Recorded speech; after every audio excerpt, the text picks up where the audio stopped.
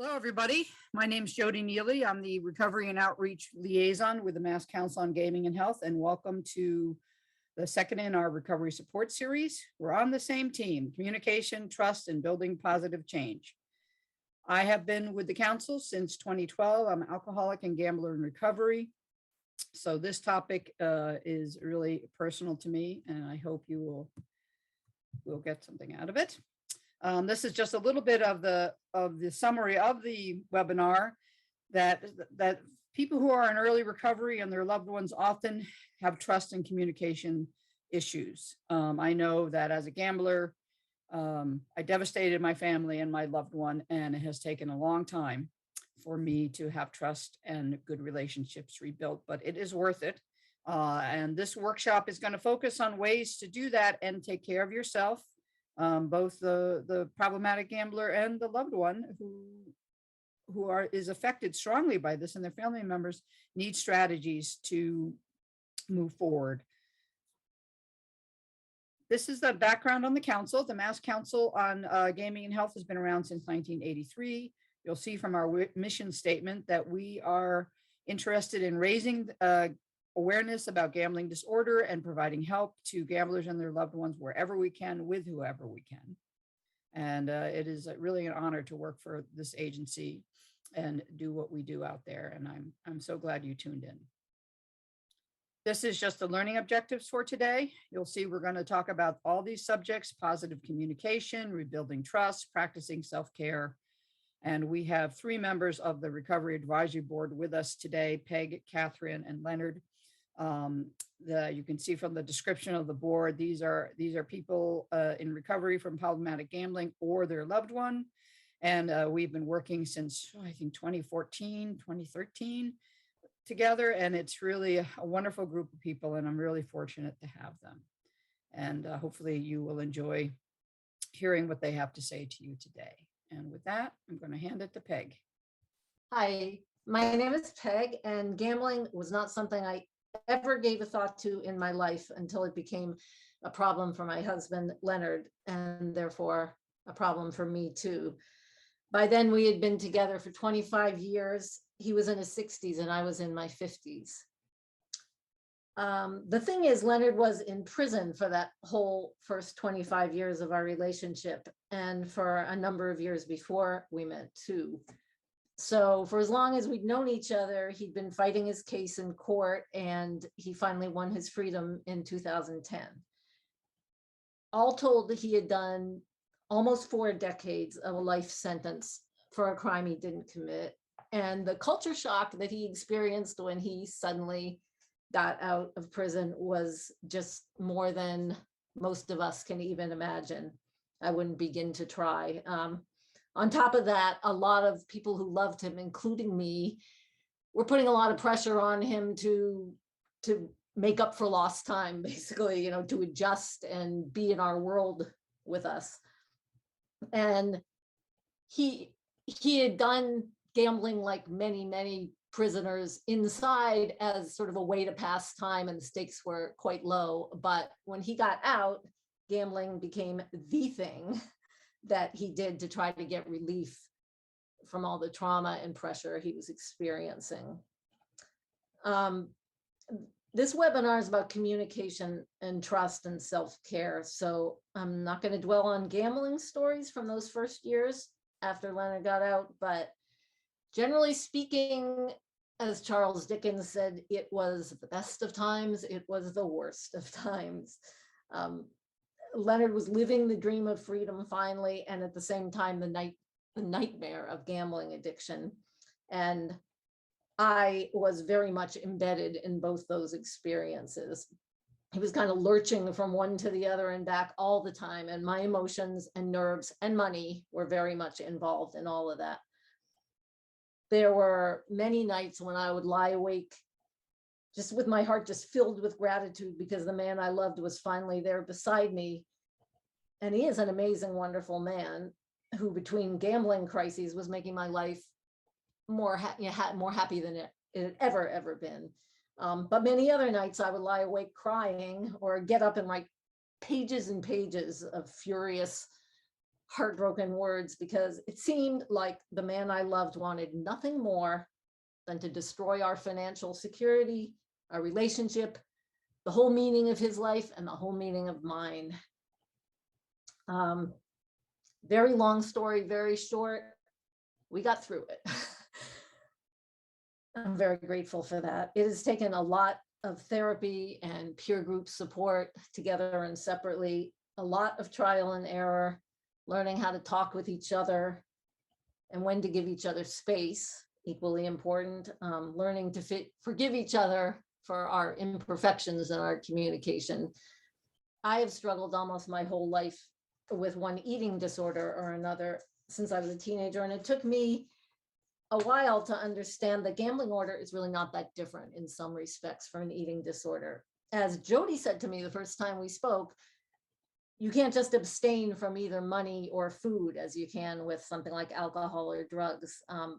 When you have gambling or an eating problem, you have to develop a new working relationship with the object of your addiction. And that's really hard. Also, regarding Leonard's relationship to money, we really had to figure out how to improvise sometimes.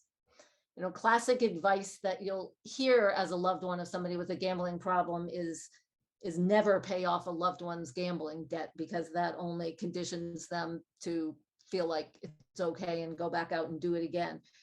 But how does that work when the loved one is a senior citizen with absolutely no work history, absolutely no credit, almost no income, and a threatening creditor in hot pursuit?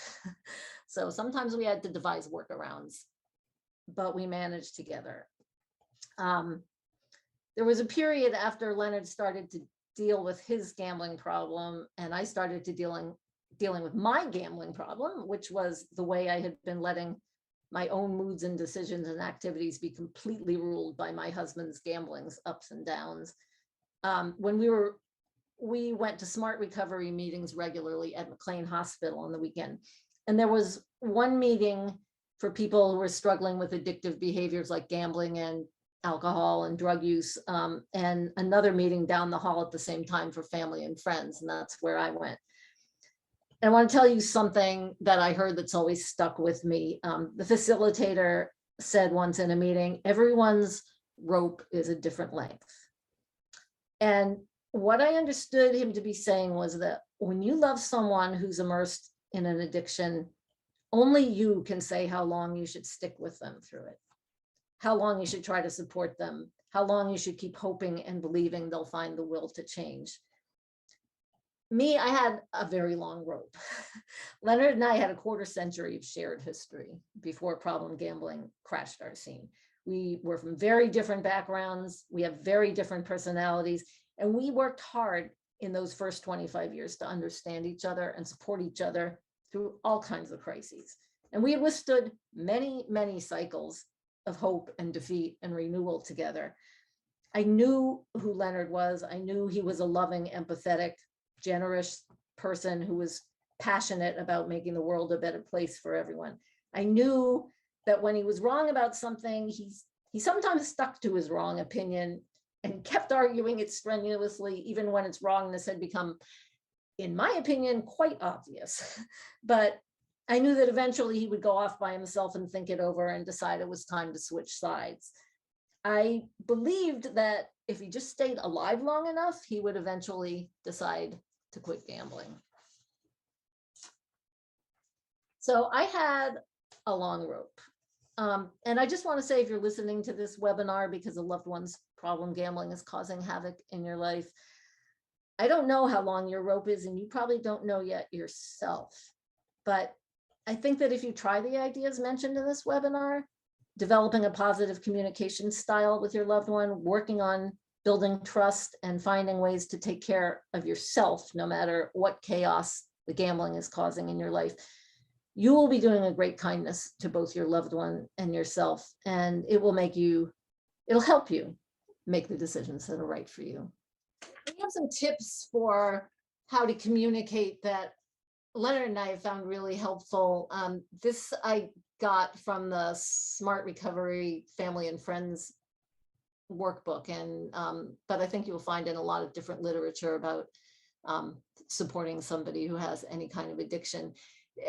It's referred to with the acronym PIUS, P-I-U-S, and positive, P stands for positive. And by that, it's not being positive about, you know, hey, it's great that you're gambling, or I really don't mind it, or anything like that. It's injecting some positivity into the relationship, even though it's really hard when a person is actively gambling. It doesn't have to be even about gambling. I mean, it can just be positive about, I love going out to dinner with you, or, you know, I love the way you laugh, or anything that kind of gets us away from the sort of resentment and fear that's so much a part of living with somebody who's got a gambling problem. The I is for using I statements. And the easiest way I think of this is that usually when you start a sentence with you, in this context, you are accusing the person of something, and it's not a comfortable feeling for the person on the other end. You're saying, you know, your gambling is ruining my life. You stayed out all night and I didn't get a wink of sleep, stuff like that. But if you use an I statement, it's not like you're saying that those things aren't true, but you're packaging in a way that takes responsibility for yourself rather than accusing the other person. You might say, I really worry when you're out late gambling and I don't know if you're dead or alive. And then, you know, I really miss the person you were before. Anything like that, that kind of takes responsibility for your own part in this instead of deflecting it onto the other person. The you is for being understanding. And honestly, I find this in some ways the hardest one. It shouldn't be for me because I've had my own struggles with addiction, but it's really about listening to the other person and asking questions about their experience, even if you think they're, you know, 300% wrong in what they're doing. Just asking how they feel, or asking what they feel like they need from you, and really listening to the answer and trying to take it in and make it change your way of looking at the problem so that you can be of more use to both of you. And that kind of segues into the S, which is share responsibility. Again, that's not about blaming yourself for the person's gambling problem, but saying like, okay, if we're in a relationship of any kind, whether it's familial or marital or whatever, a friend, there are two people in the relationship, and I have responsibility for what I offer to the relationship. So I need to own up to that and do what I can to make the relationship more workable. Sometimes to remember, it's kind of weird acronym PIUS. I slip an R after the P to make Prius, and I think of the R as respect. I do that because Prius is easier for me to remember, because it's kind of like you're getting more mileage out of the relationship and you're making the environment a better place for both of you. So that's it for PIUS. Another idea that I read first about in the Smart Recovery Family and Friends Manual is the trust bank. And it's especially, it's something that Smart talks about for any person struggling with addiction and their loved ones, but it's especially resonant with the gambling situation because it's about money. And it's literally, you know, if you don't have any money in the bank, things are really bad. And if you overdraft your bank account, things are even worse. So when you're talking about a trust bank, you're looking at, you know, maybe at one time before the gambling came into your lives, you had a certain amount of trust in your relationship. You felt like you knew the other person was there for you and what they were doing and how they lived their lives. But when gambling comes into the picture, trust starts draining away from that bank. And it takes a lot of work to get some deposits back in there and build up a level of trust in that bank. When we do live workshops, Mass Council, we actually make like a shoebox bank and ask people to write down things that to them would be deposits in the trust bank and put them in the shoebox, and then we talk about them. So these are some of the things that have come out of those exercises, and you can read them to yourself, but I'll just kind of skim them. Some people really need to see receipts from purchases to know where their money went, to know the person wasn't gambling. Sometimes it's as simple as knowing that the other person cares how you are and asks you. The taking charge of your life in a positive way, that's something that, you know, was really actually helpful to the person with the gambling problem, just knowing that you're taking care of your life in some way. They can trust you to do that. They don't have to just feel guilty and feel like I am ruining your life. I control your life and I'm ruining it. So you want to, you know, ask questions of each other and be honest and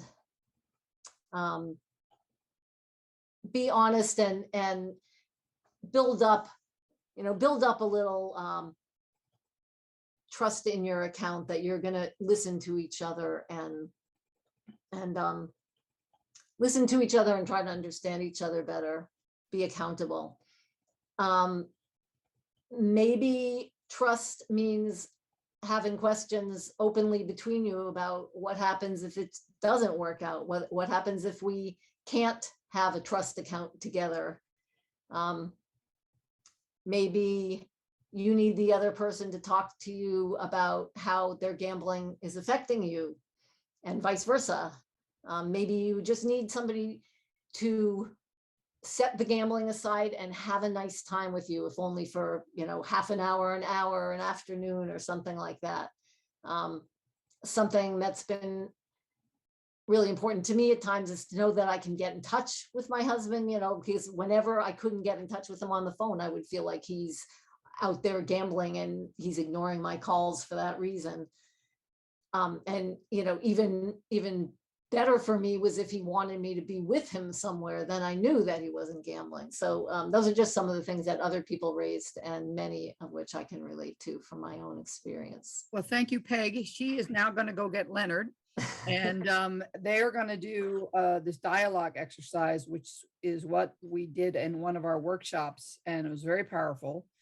And you will see what that is. It's basically she and Leonard, who's the gambler in her life, the gambler in recovery in her life, asking each other some questions. And it's a very powerful exercise, and I really appreciate them both doing that. So I'm going to go back to muting myself, and Peg and Leonard, when you're ready.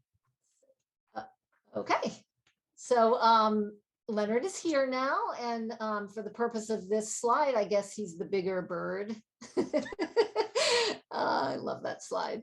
So we have done this a number of other times, and we do it a little different every time, but we wrote up a couple questions, 2 questions each to ask each other that are sort of illustrative of positive communication, things that we've needed to do to enhance both of our recoveries. And Leonard, do you want to start asking me a question?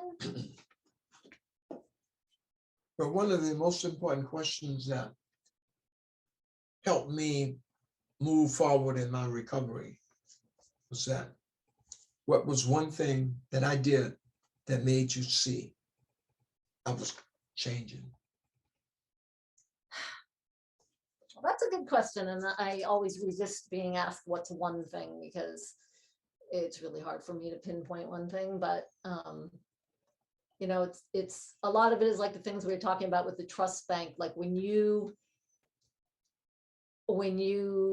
called me more to check in, so I knew you were okay. When you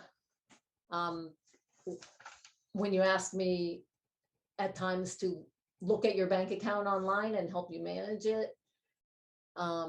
One thing that was really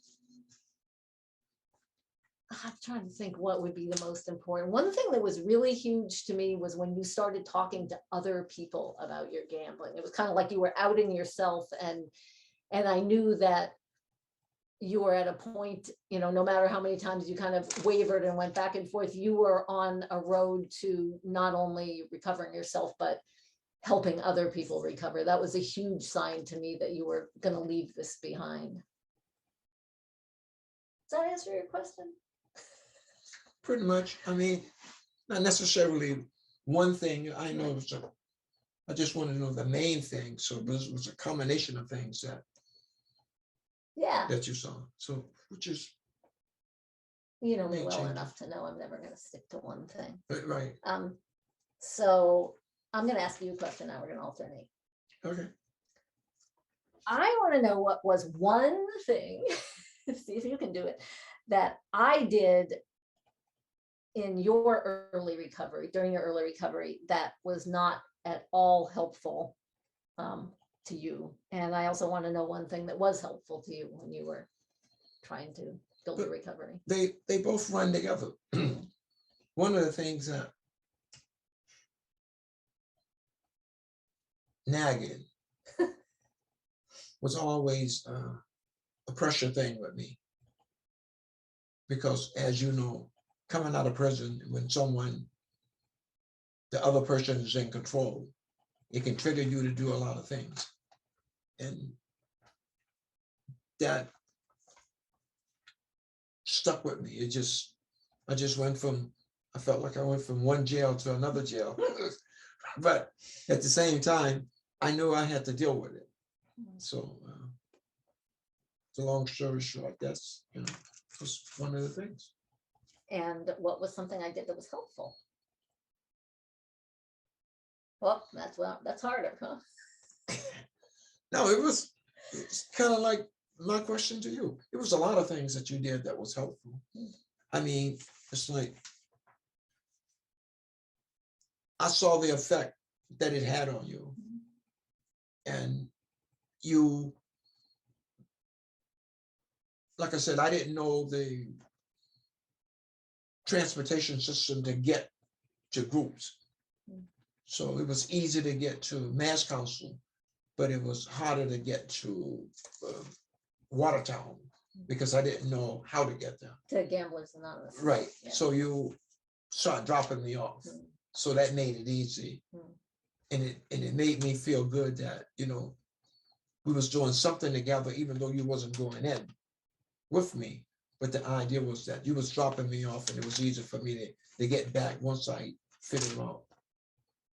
One bus bring you back, but two buses get you there, and I didn't know which two, but going there and stuff. But it made it easy, and it made me start being a lot more open and stuff. And I knew I could, if I can talk to a bunch of strangers, they made it easy. Going to the group made it easy for me to open up and talk more to you. And eventually we were going to meetings together, different smart recovery meetings. That made it smart recovery made it even better because it was like everybody that went to smart had different addictions, from drinking, drugs, sex, or whatever. So it's kind of like open the door. And then when you start talking about personal stuff like your eating habits that I didn't know about, I didn't know the details of them. So I'm hearing them for the first time. And I'm pretty sure you heard certain things in SMART for the first time. And then that group gave you a chance to talk and get support. And you can talk a lot longer than you would in going to a GA group. So that kind of like helped you deal with the core part of what you was going through. And the feedback was perfect for me. Okay, so that was a big way that we helped each other. in Right. Do you want to ask me another question? What was your biggest fear while I was actually gambling? Okay, wow. Well, I've kind of talked to this before, but my biggest fear I guess, you know, if you're going to talk about a hierarchy of fears, my biggest fear was that you would kill yourself or someone would kill you because of your gambling debts. I was afraid that you would find yourself in the wrong crowd of people because you were gambling or because you were trying to get somebody to lend you money and you would wind up back in prison.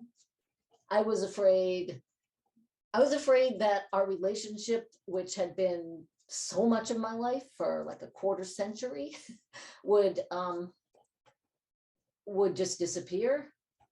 I was afraid that you would move out and I wouldn't know where you were, and this person who had been so central to my heart and my existence for all these years, I wouldn't even know how he was or if he was. Yeah, I was afraid of all of that. I mean, I guess you would have to say the top thing was I was afraid you would die, because then that made recovery pretty much impossible. You know, it's funny when you say you was afraid that I would kill myself. The first thing that I dealt with at a GA meeting, when I walked in, they was reading the Yellow Book, the 20 questions. 20 questions. And all of them, I'm just checking them off in my mind as they was reading them. And when they got to the one that, have you ever thought about killing yourself? And unconsciously and not realizing it, that you do go through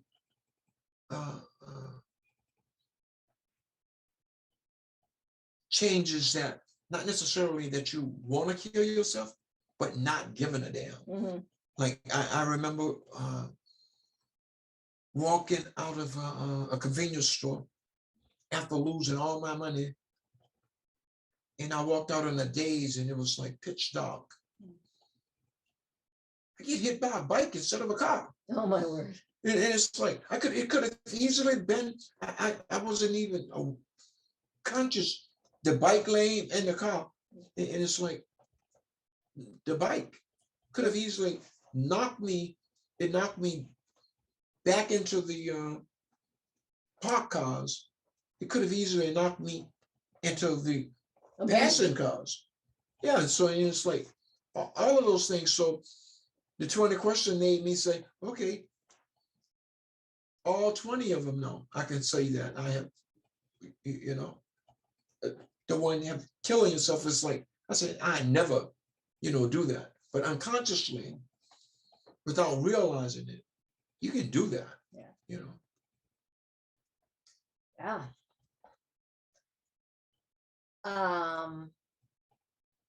Okay, well, let me turn it around. What was your biggest fear while you were actively gambling?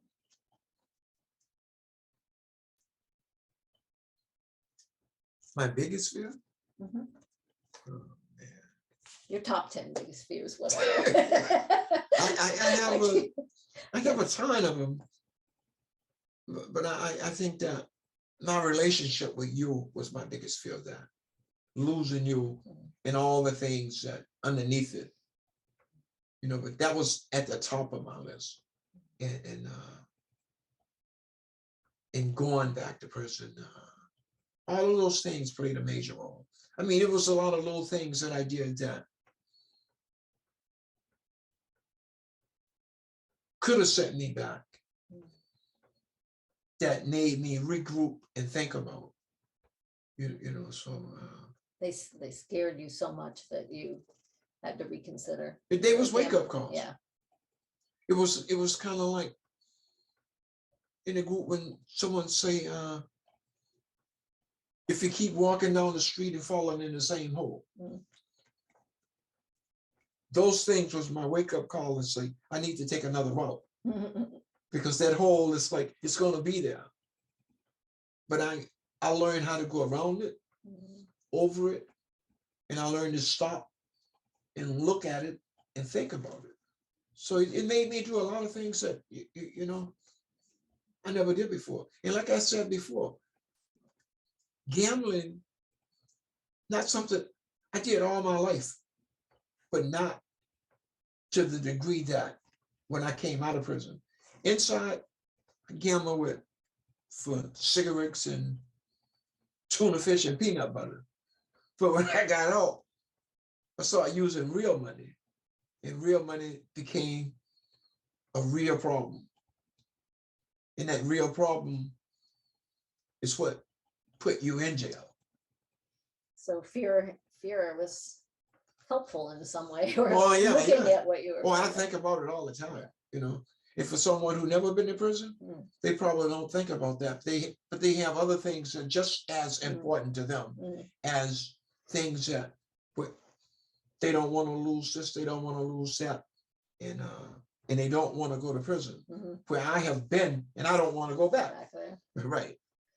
Okay, well, that was instructive. I hope it was instructive for me anyway.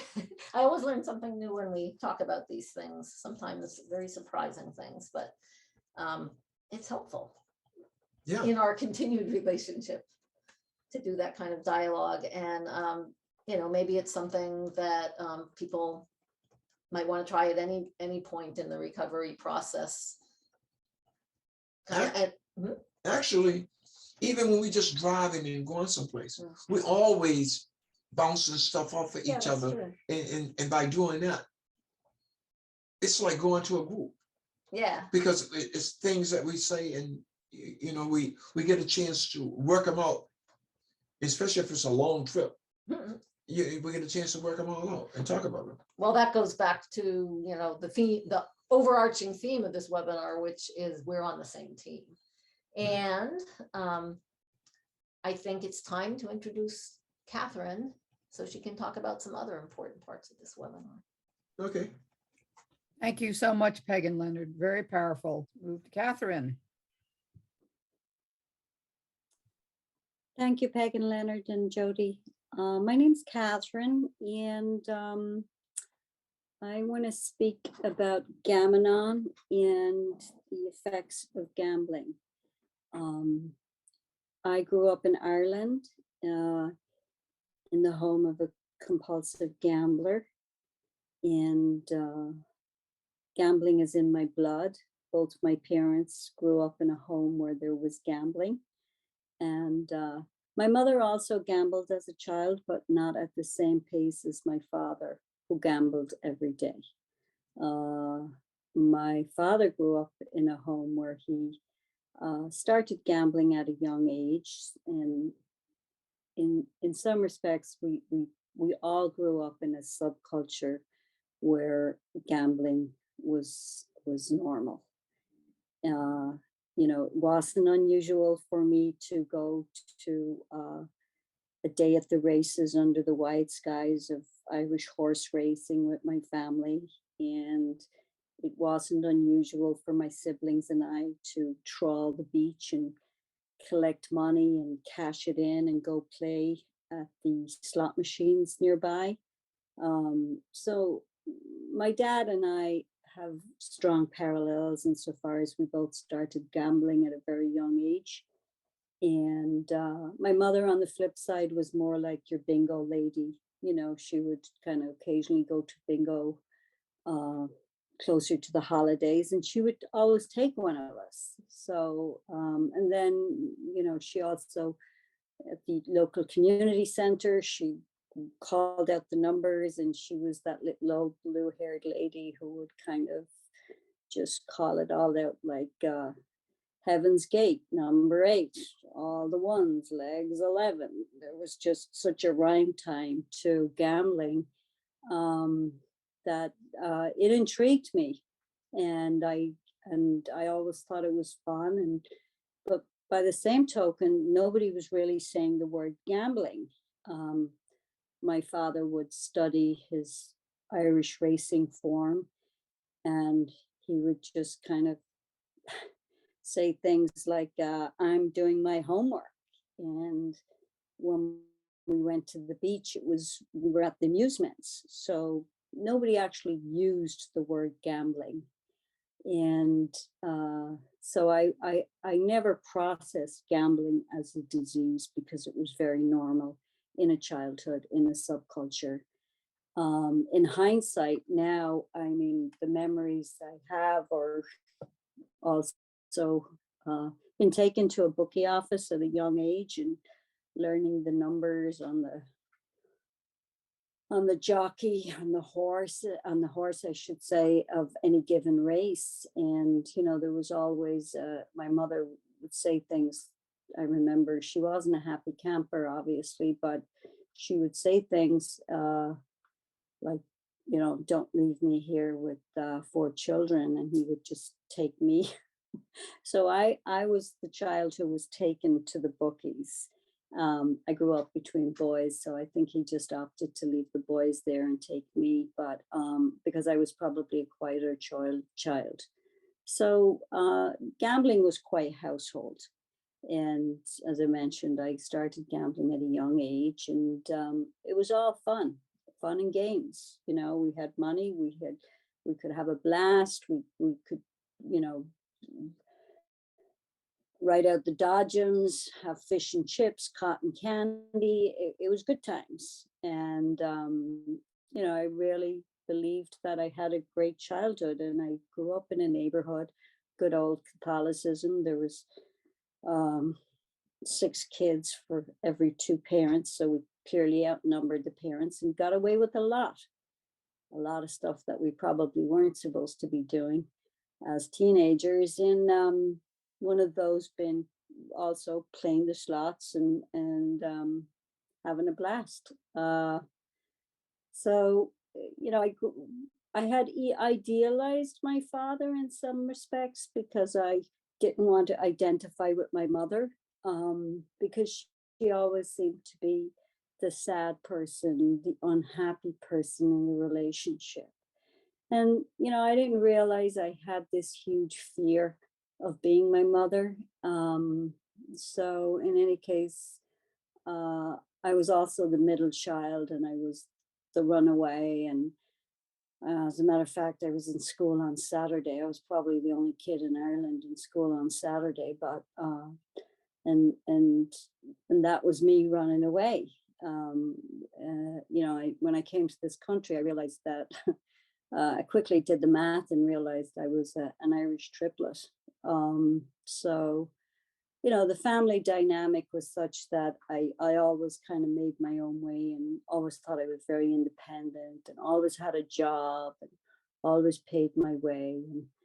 And as we got older, my mother went to work, and I went to work with her as a teenager, and I gave her all my money because I thought that would solve the unhappiness. I still didn't understand the dynamic of gambling that was in the house because it was normal, as I mentioned. And from there, I just want to clarify that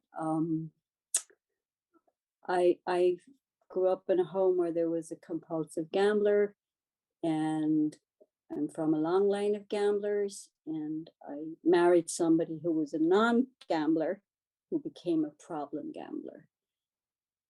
And I gambled with my problem gambler, and I left Ireland and I came to this country, and I really didn't come to stay, but I fell in love and I got married, and I really thought I was putting down roots. And 3 years into the marriage, my husband started gambling and going to a casino. And in the beginning, I was happy. He was happy. I won, and I was like, great, that's great. I had no inkling of what was ahead. And, I really thought we started a family, and we worked together, and we started a small business. And, there weren't enough seconds in the minute for me to help him and try and make everything work. And I did not recognize gambling as a disease.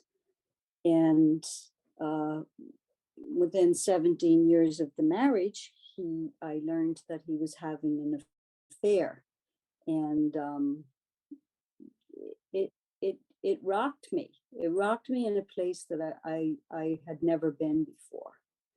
And it's a lot of hurt, and obviously the rejection was no fun. But at the time, I remember being at one of my lowest points ever and not really functioning on any level. And I went to a wellness doctor, and she referred me to a Gamanon program.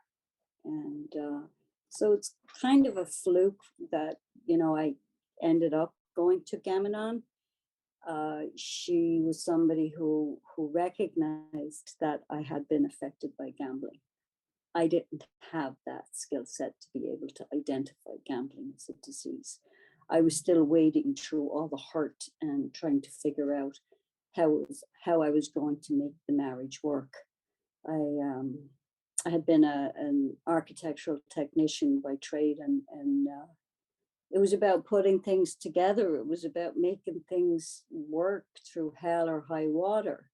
And so I started to go to Gamanon. And in the beginning, I would sit in rooms and listen to everybody. And if you're not familiar with 12-step programs, Gamanon is a fellowship of women who have been, women and men, I should say, who have been affected by the gambling problem. And I would go to a meeting every week and listen to what other people would say. And it took me a while. What I loved about those early days was that nobody was telling me what to do. It was just giving me time just to be able to process what my life had been. I didn't understand who I had become as a child, and I really wanted to know who I had become and what I brought into the marriage, because I was drowning. I was drowning in hurt first, and then came anger, and these were new emotions for me. I had idealized my father, and I had idealized my husband, and I just couldn't see the disease. I couldn't see the illness. And part of the reason I couldn't see it was because I had gambled with both of my husband and my father. I mean, as I mentioned, I gambled as a child, and then as a spouse. I mean, he would say, pack up the cars, we're going to pack up the car, we're going to the casino. And I would say, sure. And I would not ask any questions. So I watched my husband place a $5 bet, in the infancy of his gambling. And it was a $5 blackjack table. And, over a 13-year span, he was gambling in a room, one-on-one, $1,000 bet. And we're not rich people. So I was in denial. I was in denial about a lot of things. I mean, I can say that now in hindsight, but at the time, I was not asking any questions about the money. I wasn't asking any questions about anything. The last thing I wanted to do was rock the boat. And I was content if everybody around me was smiling and happy. As long as everybody was happy, my family was happy, I was helping my husband. Therefore, I should be happy. It was some kind of warped equation I had formed in my head that this is how happiness happens in life. I didn't understand the life I was living at the time. But I continued to go to Gamanon every Sunday morning, actually, and I'd get a snippet of information, and it would be something somebody would say, or it would be the literature of trying to understand and walk that path, so I could best understand how I shaped the behaviors in my childhood, and how I shaped myself to be a spouse, and my lack of coping skills, and also my emotional immaturity. I had to come to terms with the fact that I was extremely emotionally immature, and I had a warped reality of what I thought my life was. So in coming to Gamanon, some of their literature just is speaks for itself. I just want to read one paragraph that really helped me, and it's the explanation of compulsive gambling. We have learned that compulsive gambling is an illness, not a moral issue. The disease of gambling is twofold: an addiction coupled with a spiritual emptiness. It can be arrested but never cured. Only complete abstinence from the first bet of any kind can arrest this illness. No one, not the psychiatrist, neither clergy nor the family, can do this for the gambler. We have found that compulsive gambling does not indicate a lack of affection for the family. It's not a matter of love, but of illness. The gambler has lost the power of choice in the matter of gambling. Even knowing what happens when the first bet is made, the gambler will do so anyway. This is the insanity we speak of in regard to this illness. When we fully understand and accept the fact that compulsive gambling is a disease, that it is an addiction, and that we are powerless over it, we become ready to learn the way to live. So having said that, I'd like to move on to some self-care notes. Next slide, Jodie. Gamanon is a spiritual awareness program, and I've been in program a long time, and I'm a very, very grateful member of Gamanon. And I can look back on those days where I was trying to keep everything together. I call them my henny penny days, because I literally thought the sky was falling. I thought I was losing my mind. I was going through bag lady syndrome. I was probably in the worst place I have ever been in my life. And I was looking for that life raft. And Gamanon is the 12-step program I started that gave me that opportunity to be able to step back and look at my behaviors and become aware of my behaviors. And because I desperately needed to be able to cope, grow, and change. And, the slide says that it's important for physical, mental, emotional health, but, 12-step programs are virtually spiritual awareness programs. I did have a spiritual awareness. It took a while, but it was worth waiting for. And one of the things when I started to, I worked a lot. I actually worked with my husband, and I gave him all the money, which I had to look at all the reasons why I would give him all the money. And, I had learned that behavior. I had taken that behavior out of my childhood. I gave my mother the money when she enabled her gambler.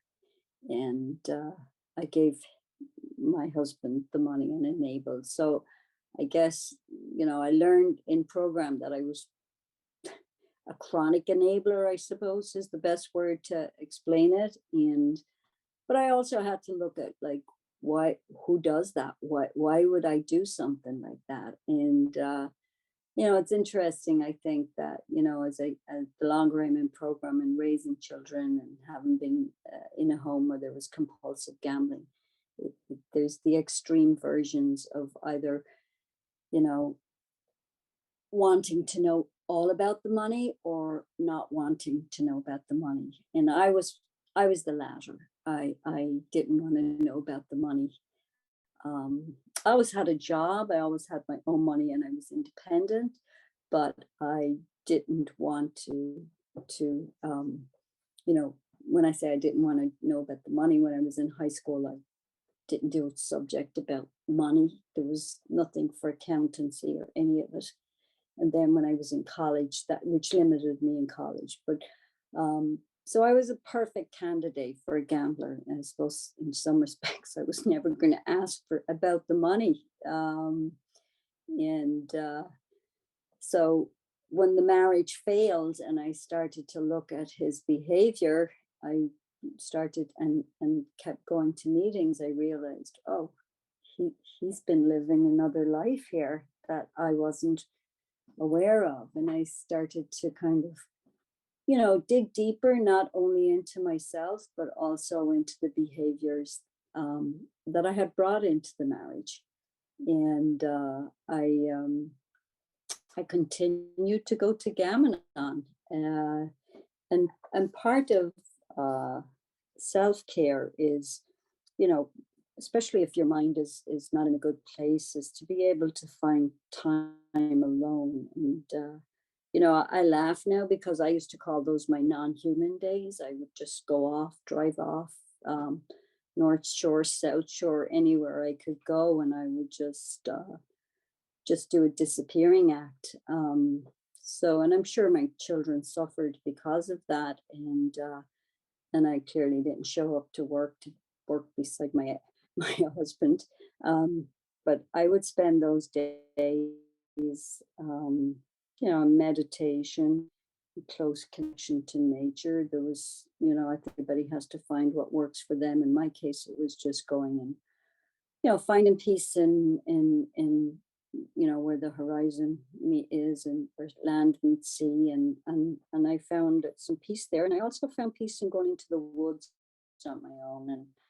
And that was my connection to nature, because I didn't understand everything that was going on around me. And, I had to look at, as I said, these complacent behaviors. And, this person I had become, that, classic type C, no conflict personality, where I would just do anything, and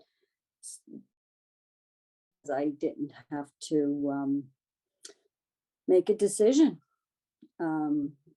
because it always felt traumatic. It was much easier just to go along with the flow than have to make any decisions for myself.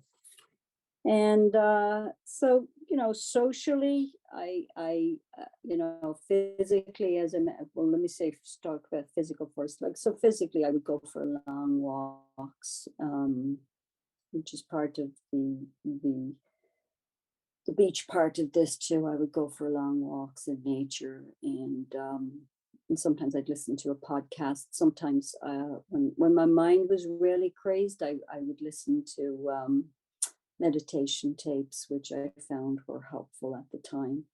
I mean, my mind was revving, and I was scared. I was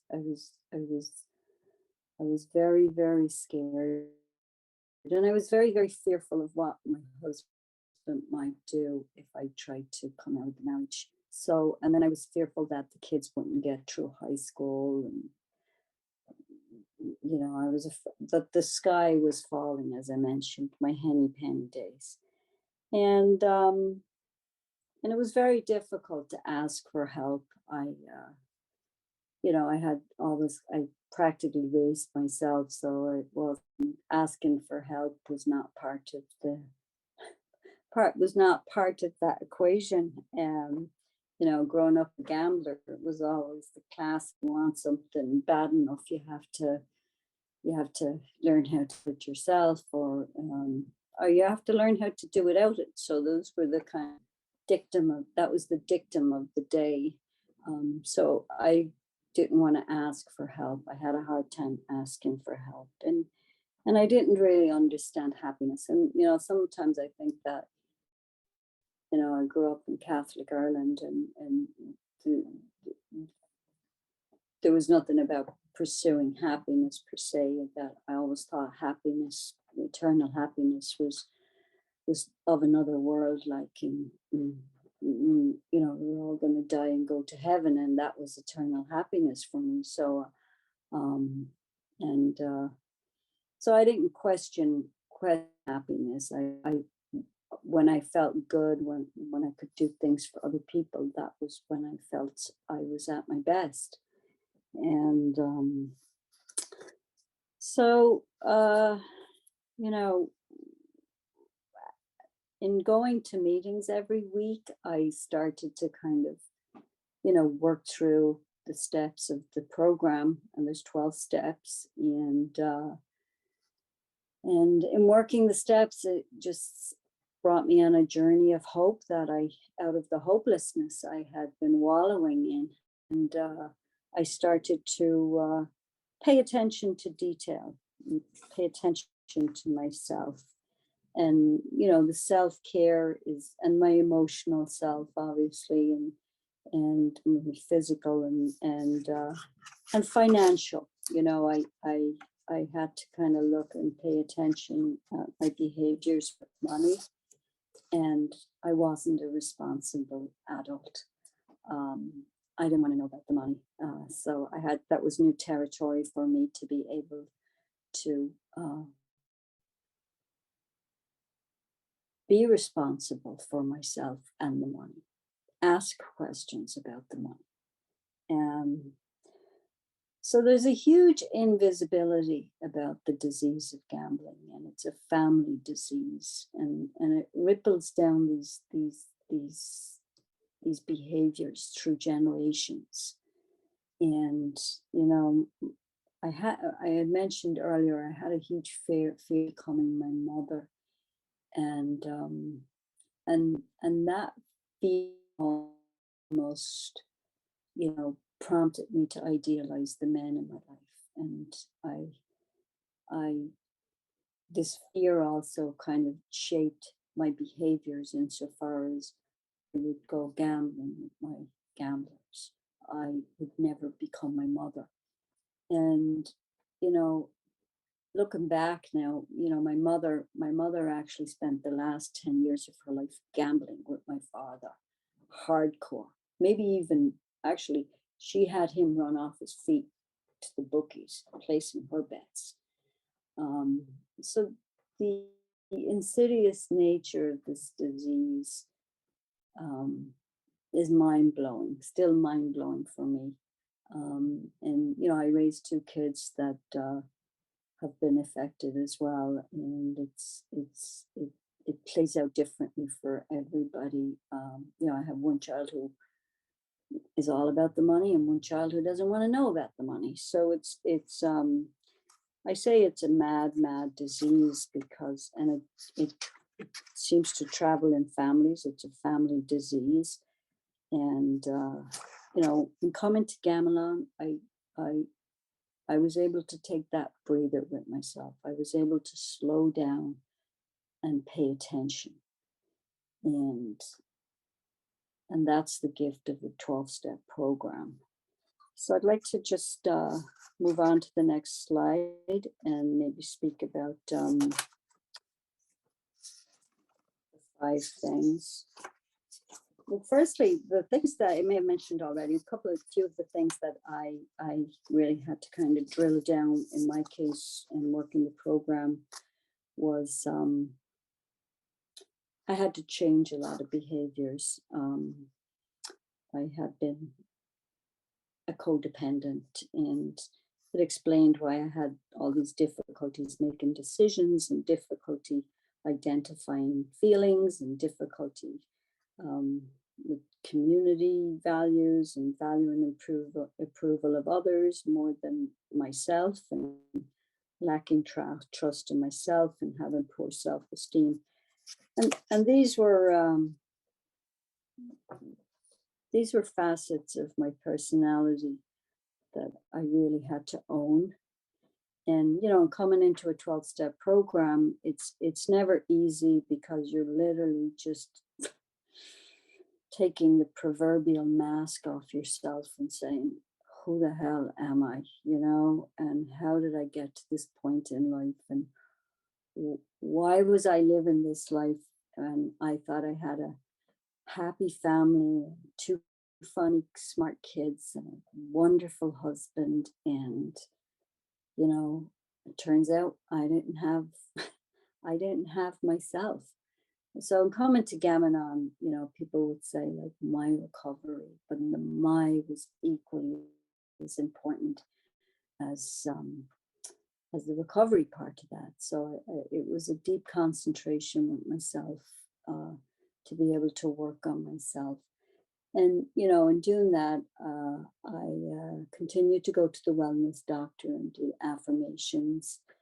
And I continued to go to Gamanon. And that was what I call my spiritual injection every Sunday morning. And I'd go for a long walk. And, you know, in my case, I 5 of the things that I like to do, I mean, everybody's different, but these were the things that floated my boat. Like, because I was in Gamanon, I would just pray every morning. I'd start the day with the serenity prayer. God grant me the serenity to accept the things I cannot change, the courage to change the things I can, and the wisdom to know the difference. And I'd really lean into the courage to change the things I can. And I learned to, well, firstly, I mentioned there was prayer. Okay, that was one of the things that one of my go-tos. And I mentioned that taking time alone, and that was going into nature. And then, you know, it turns out I started to kind of look at thinking about the things I liked to do that I had forgotten and everybody told me I was good at. So writing was one of those. And so in doing a fourth step, it's about making a searching fearless moral inventory. Well, different options as to how you could do that. And in my case, it became a narrative that I would just write on about. So so writing was one for me. I loved to read, but I felt I hadn't read much when I had children and I worked with my husband. So I continued to, so I started to read again, and I always loved literature and I always loved poetry. I seem to love the Irish poets. I just wasn't always a fan of the English poets, but I loved poetry, and I loved reading plays. So reading something I could do, and then painting was something else I would do. Watercolors mostly. It was something I had kind of started in college, in the architectural technician class I did. So so these were kind of go-to things that I had forgotten I liked to do. Um, and that I suppose was kind of a tap into the creative self, which I feel sometimes gets drowned out a little bit in life. And it was something that I felt it was right there. It's just I don't know why I wasn't taking the time to do it for myself. And it probably has to do with the fact that I worked a lot. I worked a lot in my 40s when my marriage failed. And that was again fear. I thought everything was falling. And, you know, I stayed in the marriage for 5 years, and I probably didn't do myself any favors, and I probably did more damage to the children. And I'm not proud of some of my behaviors. I became very obsessive about his girlfriend, and you know, I mean, I joke about the fact I made Glenn Close look like an angel in Fatal Attraction, but that's another story. But I had a spiritual awareness awareness moment, and I'm not the same person that started Gamanon, and I feel like I'm on higher ground. I'm not perfect. I still have to chip away at my emotional and well-being, and I'm probably a lifer when it comes to Gamanon, because that's, as I said, my spiritual injection. And So it's self-care, and it's about taking that time. And what I love about Gamanon is that, people, it's a warm, it's exciting. People come to Gamanon even if you're continues to gamble. And, in my case, both my gamblers were still very, very active gamblers. And I chose recovery, and it made all the difference. And I'll hand it over to Jodie now. Thank you, Catherine, so much. Can I just say something? Yeah, that- Peg, I was just going to ask if you would like to chime in here. I would, Catherine, so much of what you said resonated with me and made me remember. You really took me through what it was like to be in the throes of that fear, that feeling that the sky is falling all the time. And I realized when you were talking about that and then talking about self-care that, what fear made me do was try to control the situation. And that made me what Leonard so eloquently referred to as nag, which is not really what I wanted to hear, but it's accurate. And when I finally, a switch flipped when I really got that I could not control his gambling. There was absolutely nothing I could do. No amount of nagging, no amount of being nice, no amount of anything was going to change him. He's going to have to do that himself. And that, when you let go of that, there is so much mental space and time and energy to devote to self-care. It's just like it opens up a world of possibilities. And I didn't even, like, when Leonard first got out of prison, when he was about to get out of prison, I will say, we had an argument on the phone, which was actually about what he was going to wear to court for his release hearing. And I remembered thinking at the time, how am I going to get through living with him? There are going to be so many situations like this that are going to come up. And I thought, I was walking back from somewhere when we had that conversation, and I just walked straight to a Goodwill store, went down in the basement and bought like a huge stack of books. I said, I will never be without a good book. That's going to be my refuge. And I completely forgot that during the gambling thing. I didn't have a refuge. It just became, all my mental space was taken up with worrying and trying to figure out how to control him. And once I let that go, there it was again, like, man, I need some good books. It was such a gift. And, I guess what it made me think was, like, regardless of whether your relationship with whoever it is in your life that gambles can continue, you get real gifts from learning how to cope with this problem. And that's yours to keep no matter what. Yeah. Thank you so much, Catherine, for making that graphic memory come back to me. Yeah, thank you both so much. And the reason we have this slide, and folks viewing this webinar, you can just pause on it. The reason is just to make you think about some of these things that Catherine and Peg talked about, things that you maybe did when you were younger, before you were burdened with other things, because sometimes just identifying what those are can really help moving you towards self-care. I know that when I was younger, I spent a lot of time outside. And then when I was a gambler, of course, you don't spend any time outside, or at least I was a casino gambler. I was in this, sort of toxic environment of a casino, and I have now rediscovered nature. And that is one of the things I love to do. So thank you so much to Catherine and Peg and Leonard for your time. I'm going to go over some recovery, some resources and support with the codicil that, these things could change depending on how far away from February 2022 you are viewing this webinar. Always go to the original websites of these things. This is just something that we would normally have done in a workshop.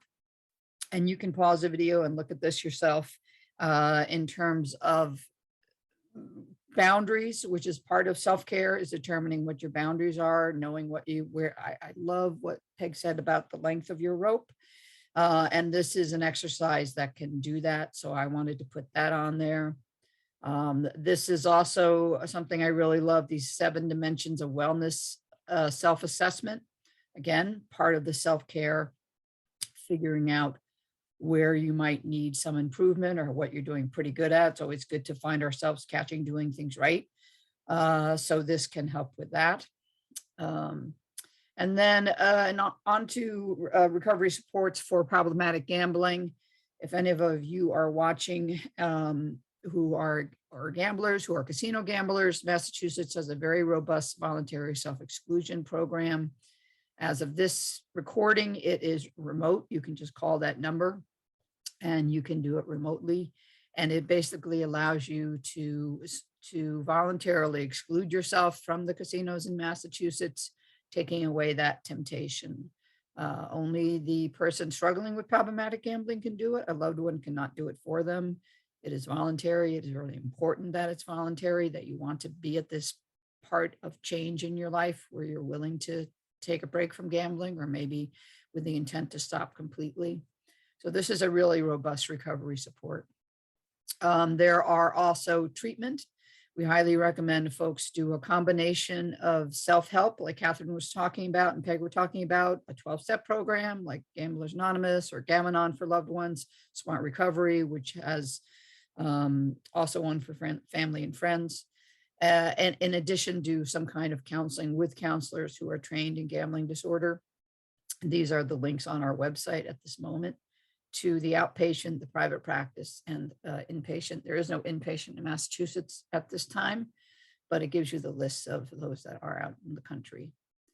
These are the self-help programs. So we talked about Gamblers Anonymous. That was my pathway to recovery. Leonard mentioned it, that his pathway were both GA and Smart Recovery. A lot of folks do that. They like the format of the two, so they do them together. Betters Anonymous is a small fellowship in Massachusetts and a couple other states. Recovery Road Online is fairly new, is not GA, but it's like it, but it's all online, which makes it really easy to find. And then here's the website for Gam-Anon, which has a lot of the information that Catherine shared and how you can get onto meetings. And there's Smart Recovery. Smart NE is the New England meeting site, shows the meetings, and then the larger organization. Again, this is just a slide with all that sort of condensed with the phone numbers for at least our area. And there are other self-help programs which are not gambling specific, depending on who you are and what you enjoy. And you can look into that. There's really a 12-step program for everything. This is, as of this moment, some self-help resources that are out there. There's a gamblersinrecovery.com. This popped up during the pandemic, and it's meetings all over the world for gamblers struggling with problematic gambling, and they also have family and friends meetings. There's a problem gambling support group for folks in their 20s and 30s who are problematic gamblers. And you can just go through there, and then they are again on the 12-step groups. And the websites for all that, there's some Facebook groups. Some people love Facebook, and they can find help and support out there through that. You can also do the live chat through the Mass Council at macgh.org. And there are folks who work the chat who can help you with resources or just listen.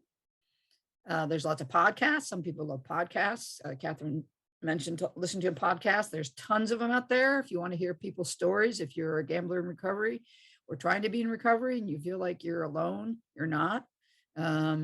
There are all sorts of podcasts, and they're often from different types of people, not just gamblers. There's apps for your phone. Gamban is one of the one that works really well for people who do online gambling. And then our safer gaming education line through the Mass Council, which you can call 24 hours a day. GA has phone meetings. This is as of September 2021. They had 3, as you can see, and then they also have some ones out of Canada, and they have a Spanish-based meeting, which is good because there are really very few meetings for Gamblers Anonymous or Gam-Anon or Smart Recovery, I don't think, that are in another language. So this can be helpful, at least for Spanish. These are some books we highly recommend. You'll see these two. This one is fairly old, Behind the Eight Ball, but if you're, when I was gambling, I went to the library to learn about it because I didn't know what was happening, why I was acting so off the rails, lying, cheating, manipulating, stealing, doing all the things that someone in the throe of a gambling disorder does. So I went to the library. They're not often in libraries, so I like to put these for the loved ones. This is a new one. I haven't seen it in person, but it's a second one for families, which is good. This is a really wonderful guide that Peg told me about. It just talks about addiction in general, not specific to gambling. These are the Smart Recovery handbooks. So there's stuff out there that you can find. And I'm just going to zip through these. You can look at this. As I say, you can pause and look at this at your leisure. These are financial resources because anybody who has a gambler in their life or is a gambler, finances are part of it. And these are just some really good resources that you may want to look at for gamblers who may be going to GA. GA has a pressure relief option, which is basically a member of GA helping you do your budget, help you work with your creditors, someone who really gets where you're coming from.